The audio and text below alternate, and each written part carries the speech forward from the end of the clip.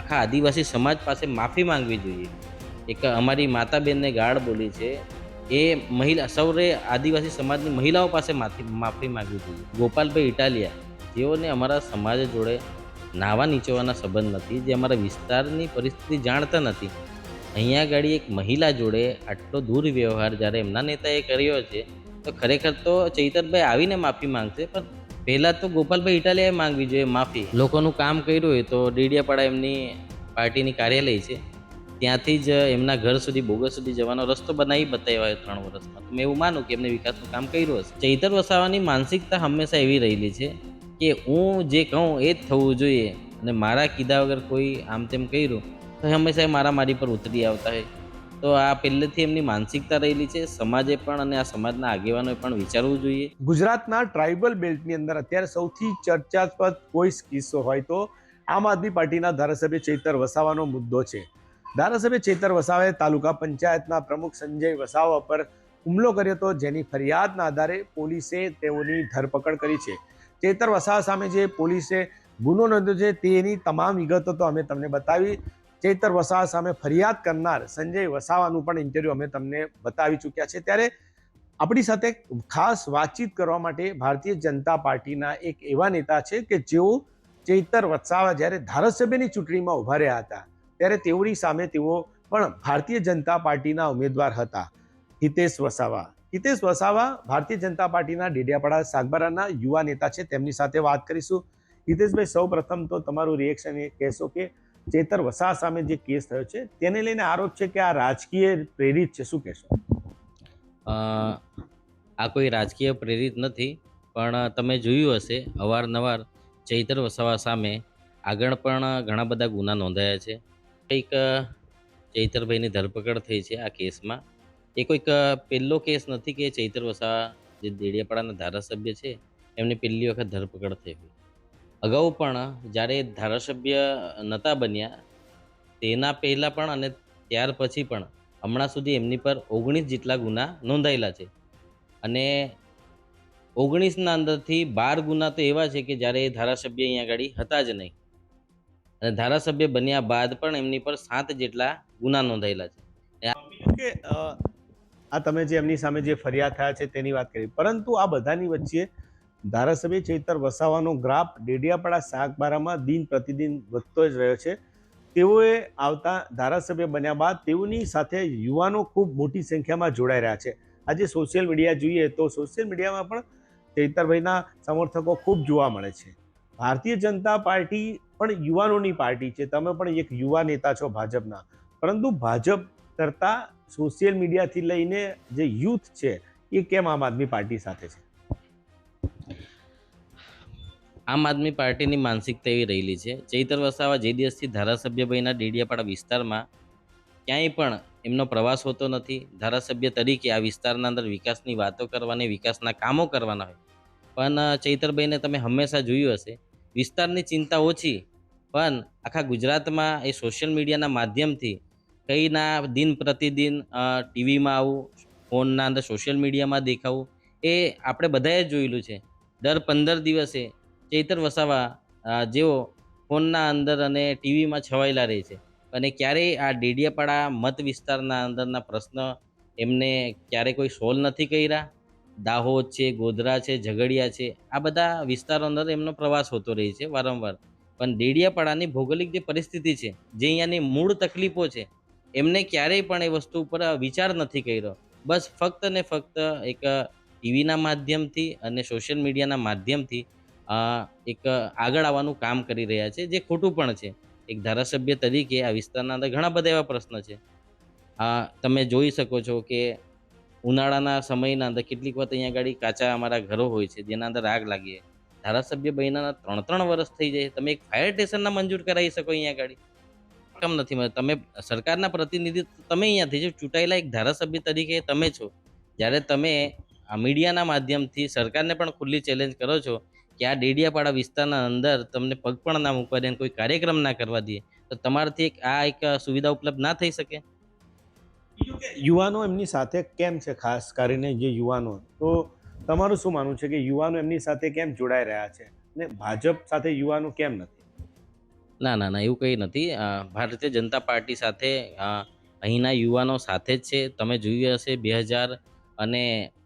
2024ની જે ચૂંટણી હતી લોકસભાની, અને અહીંયા આગળ યુવા સંમેલન જ્યારે કરવામાં આવ્યું તો 10,000થી વધારે યુવાઓ જે અમારા જ વિસ્તારના છે અહીંયા આગળ આવીને એ લોકોએ સમર્થન પણ આપ્યું છે, અને યુથ અમારી જોડે છે. પણ આમ આદમી પાર્ટી અને ચૈતર વસાવા સોશિયલ મીડિયાના માધ્યમથી સમગ્ર ગુજરાતના હોય કે પછી બહારના લોકો હોય એ લોકોના માધ્યમથી એમનો પ્રચાર પ્રસાર કરે છે. તમે સોશિયલ મીડિયામાં પણ જોજો કે અમારા સ્થાનિક યુવાઓ બહુ ઓછા દેખાતા હશે એમની જોડે, અને જે કમેન્ટ લખે છે અને બધું જે કરે છે એ પણ અહીંયાના નથી, બહારના લોકો છે. કેમ એમની સાથે બહારના લોકો છે, તો એનો મતલબ શું, તમે શું માનો છો કે, ને બીજું કે અત્યારે જે સ્થાનિક સ્વરાજની ચૂંટણી જે થઈ, સરપંચની ચૂંટણીની વાત કરીએ તો સરપંચની ચૂંટણીમાં આમ આદમી પાર્ટીમાં દાવો છે કે એમના પ્રેરિત સરપંચો જીત્યા છે. તમે શું માનો છો કે સરપંચો તમારા પક્ષના પ્રેરિત કેટલા આવ્યા?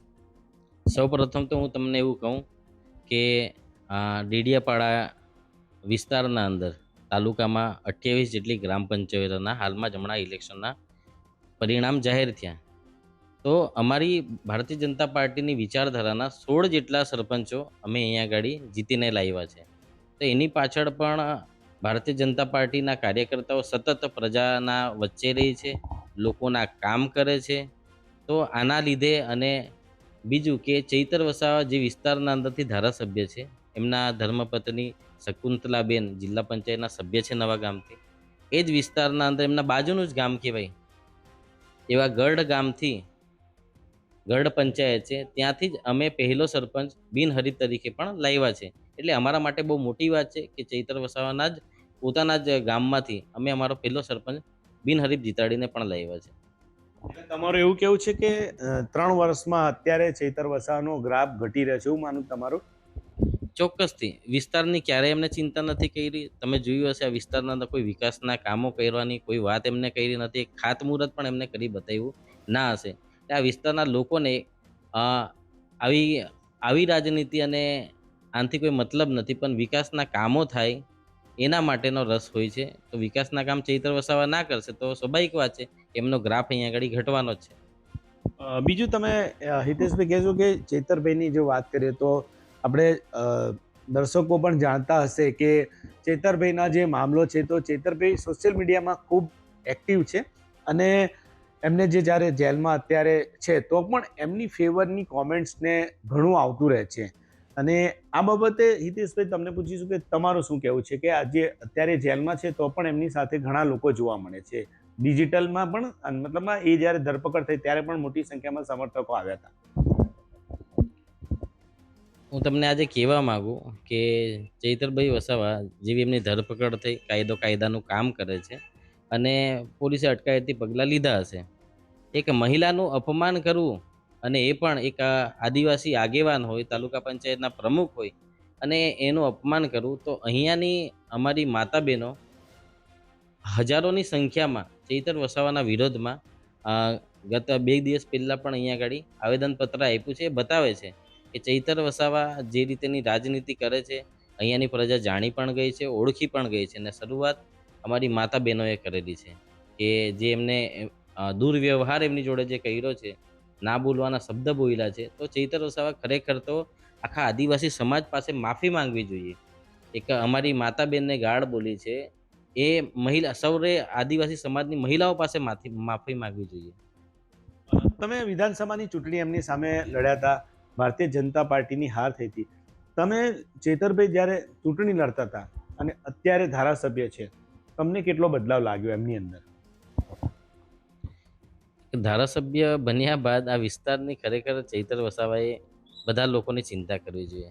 હંમેશા અવારનવાર ઓફિસોમાં જઈને ઝઘડા કરવાના જગ્યાએ વિસ્તારનો વિકાસ કઈ ના થાય એ રસ્તે જવું જોઈએ આપણે.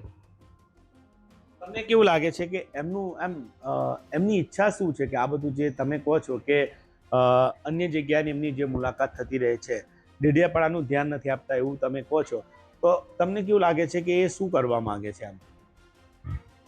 જે તે વિસ્તારના અંદર આજે જઈને આંદોલનો ને બધું કરતા હોય તો ત્યાં આગળ પણ ત્યાંના આગેવાનો છે, ચૂંટાયેલા પ્રતિનિધિઓ છે, પણ તમને જ્યારે અહીંયાની પ્રજાએ ચૂંટ્યા છે તો તમારે આ વિસ્તારની ચિંતા કરીને અહીંયાનું કામ કરવું જોઈએ. શા માટે આ દવાખાનાના અંદર આજે તમે આંદોલન કરીને પણ ડૉક્ટરોનું મહેકમ ના પૂરું પાડી શકતા હોય, તો આ જવાબદારી તો ચૈતરભાઈ વસાવાની પણ બને છે ને. જે ફરિયાદ જે થઈ છે, ફરિયાદને થઈને બહુ રાજનીતિ થઈ રહી છે કે અ, વિપક્ષ જે છે એ વિપક્ષ સવાલ ઉઠાવી રહ્યા છે કે આ ચેતર વસાવા, ખાસ કરીને જે ગોપાલ ઇટાલિયા જે છે તે નહીં, સુદાન ગઢવી એવું કહે છે કે ભારતીય જનતા પાર્ટીને ગમતું નથી કે એક ગામડાનો આદિવાસી છોકરો ધારાસભ્ય બન્યો, એ ભાજપના આકાઓને નથી ગમતું, એવું એમના બયાન છે. તમે શું માનો છો એ બાબતે? અહીંયા ગાડી ટોટલી અમારા બધા આદિવાસી લોકો રહેતા હોય છે, અને ચૈતર વસાવા ધારાસભ્ય બન્યા બરાબર છે. અમે પણ એક આદિવાસી જ છીએ, બરાબર છે. તો આદિવાસીના રીતે અમને પણ ટિકિટ મળી, તેમ એમની સામે ઇલેક્શન મળ્યા, પરિણામો એને બધા સ્વીકાર્ય પણ છે. અને ગોપાલભાઈ ઇટાલિયા, જેઓને અમારા સમાજ જોડે નાવા નીચોવાના સંબંધ નથી, જે અમારા વિસ્તારની પરિસ્થિતિ જાણતા નથી, અહીંયા ગાડી એક મહિલા જોડે આટલો દુર્વ્યવહાર જ્યારે એમના નેતાએ કર્યો છે, તો ખરેખર તો ચૈતરભાઈ આવીને માફી માંગશે, પણ પહેલાં તો ગોપાલભાઈ ઇટાલિયાએ માંગવી જોઈએ માફી, કે ભાઈ એક મહિલા જોડે આવું થયું છે, તો અમે બધા જ્યારે આ થયું છે તમે એની માફી અમે લોકો માંગીએ છીએ. પણ ખોટા દિશાના અંદર વાતને લઈ જઈને આજે ચૈતર વસાવા માટે અને આમ આદમી પાર્ટી માટે ગોપાલ ઇટાલિયા અને ઈસુદાનભાઈ ગઢવી ખોટી રાજનીતિ કરે છે, એમનો રાજકીય રોટલો શેકે છે. આનાથી તમને કેવું લાગે છે કે એમની આ વખતે ચેતર વસાવાની જે ફોરેસ્ટનો કેસ હતો, એ બી તમને ખબર છે કે વન વિભાગના કર્મચારી વાળો જે કેસ હતો, એનાથી આ કેસ જ્યારે છે, તો આ કેસને લઈને શું એમની છબી, તમને કેવું લાગે છે, છબી ખરડાઈ છે કે પછી જેવી રીતે એમને તે વખતે જે એમને લોકોની લોકચાહના મળી હતી તે મળશે, કે પછી આ વખતની જે ઘટના છે એમાં એમની છબી ખરડાઈ રહી છે, કે પછી આ વખતે પણ એમને ફાયદો થશે એવું તમને લાગે છે કે નથી લાગતું? વાત ફાયદા અને નુકસાન માટેની તો નથી, અને એક મહિલાના અપમાન માટેની વાત છે. તો એ અ, મહિલાઓ, અમારી બહેનોએ જે આટલા મોટા સ્વરૂપના અંદર આટલી મોટી સંખ્યામાં ભેગા થઈને આવેદનપત્ર આપ્યું છે, એ બતાવે છે કે ચૈતરભાઈ વસાવા ખોટું કરી રહ્યા છે. એમને સમાજ પાસે માફી માંગવી જોઈએ, મહિલાઓ પાસે માફી માંગવી જોઈએ. બાકી એ નક્કી કરવાનું કામ તો પ્રજાનું છે. આવનારા સમયના અંદર ખબર, હું એટલું વ્યક્તિગત તો ચૈતરભાઈને ઓળખતો નથી, પણ ધારાસભ્ય બન્યા બાદ અ, તમે જોઈ રહ્યા છો કે વિકાસની વાતો નથી કરતા, અને ફક્ત ને ફક્ત પોતાની સમાજનો નામનો ઉપયોગ કરીને પોતાની રાજકીય કારકિર્દી વધારવાનું કામ કરી રહ્યા છે. લોકોના કામ કર્યા છે એવું કહે છે કે અમે પ્રજાના અનેક પ્રશ્નો ઉઠાવીને કામ કર્યા છે. તમે શું માનો છો? લોકોનું કામ કર્યું હોય તો ડેડિયાપાડા એમની પાર્ટીની કાર્યાલય છે, ત્યાંથી જ એમના ઘર સુધી, બોગસ સુધી જવાનો રસ્તો બનાવી બતાવ્યા હોય 3 વર્ષમાં, તો મેં એવું માનું કે એમને વિકાસનું કામ કર્યું હશે.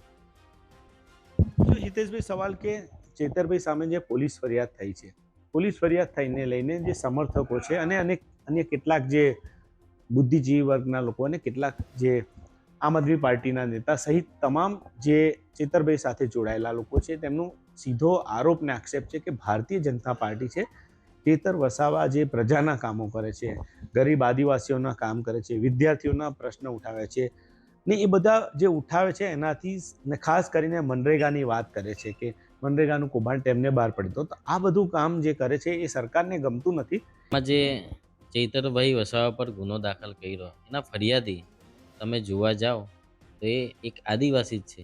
સંજયભાઈ વસાવા જે અમારા તાલુકા પંચાયતના પ્રમુખ છે, એ પણ એક આદિવાસી જ છે. અને સાથે જ ચંપાબેન જોડે જેમને દુર્વ્યવહાર કર્યો, એ પણ એક આદિવાસી છે.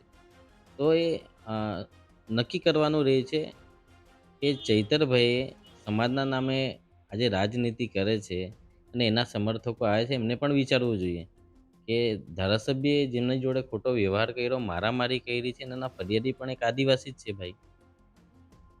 તમે શું એટલે કેસ જે આરોપ થઈ રહ્યો છે તે આરોપને લઈને શું કહેશો? જે આરોપ મૂકવામાં કે સરકાર ફસાવે છે, ચેતર વસાવાને નાક દબાવવા માંગે છે. સરકાર ફસાવે છે એ એક આક્ષેપ તો આમ આદમી પાર્ટીના લોકો કરતા હોય છે. હું એવું કહેવા માગું છું કે એક સરકારી મિટિંગના અંદર જ જ્યારે આવો બનાવ બન્યો હોય, આરોપીને એક ફરિયાદ કરતા હોય ને, એ ફરિયાદી પણ અમારા એક આદિવાસી ભાઈ હોય, તો ચૈતર વસાવાની માનસિકતા હંમેશા એવી રહેલી છે કે હું જે કહું એ જ થવું જોઈએ, અને મારા કીધા વગર કોઈ આમ તેમ કર્યું તો હંમેશા એ મારામારી પર ઉતરી આવતા હોય. તો તો આ પહેલેથી એમની માનસિકતા રહેલી છે. સમાજે પણ અને આ સમાજના આગેવાનોએ પણ વિચારવું જોઈએ કે વારંવાર જ્યારે આવું ચૈતરભાઈ વસાવા કરતા રહેતા હોય છે, તો એની પાછળની માનસિકતા શું રહેલી છે. અને ખરેખર તો ચૈતરભાઈએ એક આદિવાસી જોડે જ ખોટું કર્યું છે અને આદિવાસી સમાજના નામ પર રાજનીતિ ના કરવી જોઈએ, એવું મારું માનવું છે. તો આ હતા હિતેશ વસાવા, જેઓ નર્મદા જિલ્લામાં ડેડિયાપાડા વિધાનસભામાં ચેતર વસાવા સામે વિધાનસભાની ચૂંટણી લડ્યા હતા. ભારતીય જનતા પાર્ટીના ઉમેદવાર હતા. તેઓએ જે ચેતર વસાવાને કેસને લઈને તમામ વાત કરી અને તેમનું સીધું એવું કહેવું છે કે જે ચેતર વસાવાના સમર્થકો કહી રહ્યા છે કે ચેતર વસાવાને ફસાવવામાં આવ્યા છે, પરંતુ તેમનું કહેવું છે કે જે ફરિયાદી છે તે પણ વસાવા સમાજના છે અને આદિવાસી જ છે. ત્યારે આ હતા હિતેશ વસાવા, તેમને ચેતર વસાવાના કેસ મુદ્દે વાત કરી છે. ત્યારે ચેતર વસાવાનો જે મામલો છે કે ધારાસભ્ય ચેતર વસાવા સામે જે કેસ થયો છે તેને લઈને બંને પક્ષ તરફથી કોણ શું કહી રહ્યું છે અને કોનો શું આરોપ છે એ તમામ વિગતો અમે તમને બતાવી રહ્યા છે. આજે આપણી સાથે જોડાયા હતા હિતેશ વસાવા, તેમને સમગ્ર મામલે વાત કરી છે. ત્યારે ગુજરાત તક પર આ હતો ખાસ રિપોર્ટ ડેડિયાપાડાથી. હજુ પણ અમે તમને ચેતર વસાવાનો જે કેસ છે એ કેસ બાબતે તમામ વિગત ને તમામ પાસા બતાવતા રહીશું. તો જોતા રહો ગુજરાત તક. હું છું નરેન્દ્ર પેપરવાલા.